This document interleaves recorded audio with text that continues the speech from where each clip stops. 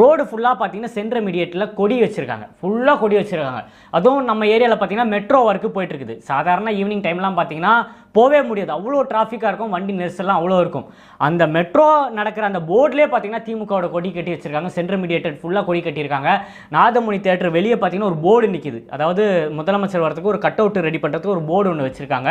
அந்த ஃபோட்டோ கூட நான் ஷேர் பண்ணுறேன் பாருங்கள். அங்கேருந்து நேராக போகிறேன், பிரிட்ஜ் வரைக்கும் பார்த்தீங்கன்னா கொடிகள் இருக்குது, சைடு ஃபுல்லாக கட் அவுட்டு அந்த ரோட்டுக்கு வந்து நிற்கிது. அந்த கட் அவுட்டோட படிக்கட்டுகள் பார்த்தீங்கன்னா ரோட்டுக்கு வந்து நிற்கிது. நான் என்ன கேட்குறேன்னா, முதலமைச்சர் வராருன்னு சொல்லி திமுக கட்சியிலேருந்து நிறைய பேர் இதை வச்சுருக்காங்க. நீங்கள் வைங்க, தப்பெல்லாம் இல்லை, நான் இதில் தப்புன்னு சொல்கிறதுக்கு எதுவுமே இல்லை. ஸோ உங்கள் முதலமைச்சர் வராரும்போது நீங்கள் வரவேற்பு கொடுக்குறீங்க, எல்லாம் ஓகே. ஸோ இது எல்லாருக்குமே சரிசமமாக தானே இருக்கணும். உங்கள் கட்சி தலைவர் வராருன்னு சொல்லி நீங்கள் வைக்கிறீங்க, ஓகே. இதுதானே மற்ற கட்சிக்கும் இருக்கணும்.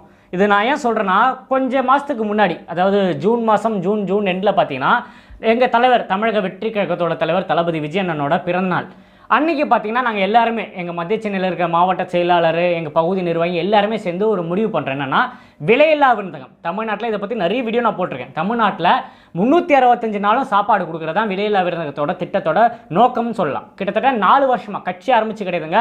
தலைவர் விஜய் அண்ணாவோட மக்கள் இயக்கமாக இருக்கும்போதுலேருந்து பார்த்தீங்கன்னா நாங்கள் எல்லா இடத்துலையும், தஞ்சாவூரில், சேலத்தில், திருப்பூரில், சென்னை, வட சென்னையில், தென் சென்னையில், எல்லா இடத்துலையும் பார்த்தீங்கன்னா சாப்பாடு கொடுத்துட்ருக்கோம். டெய்லி காலைல சாப்பாடு கொடுத்துட்ருக்கோம். நிறைய கவர்மெண்ட் ஸ்கூலில் படிக்கிற குழந்தைகள், செக்யூரிட்டி வேலைக்கு போகிறவங்க, ரிக்ஷா ஓட்டுறவங்க, ஆட்டோ ஓட்டுறவங்களாம் நிறைய பேர் பார்த்தீங்கன்னா டிஃபன் அங்கே வந்து தான் சாப்பிட்றாங்க.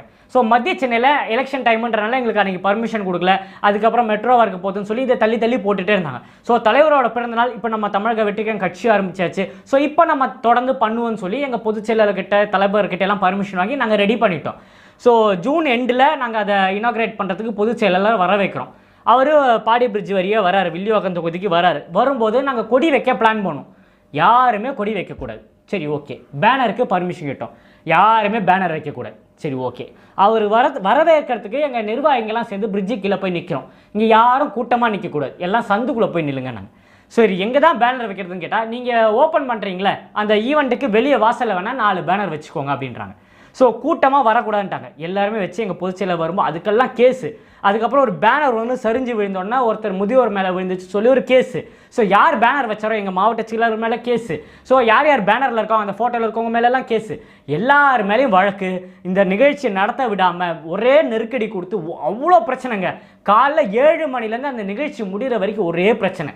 இப்போ இந்த முதலமைச்சர் வந்து திறந்து வச்சுட்டு போனார்ல, யாருமே கேள்வி கேட்கல. நிறைய கடைகளை மறைச்சிருக்காங்க, கடையை மறைச்சி கட் அவுட் வச்சுருக்காங்க, கொடிகள் வச்சுருக்காங்க, ரோடு அவதூறாக வச்சுருக்காங்க. பாதி இடத்த மெயின் ரோட்டை ஆக்கிரமிச்சு, அதுவும் பஸ்ஸு போகிற ரூட்டு, லாரி போகிற ரூட்டு, ரோடை ஆக்கிரமிச்சு பார்த்தீங்கன்னா கட் அவுட்லாம் வச்சுருக்காங்க.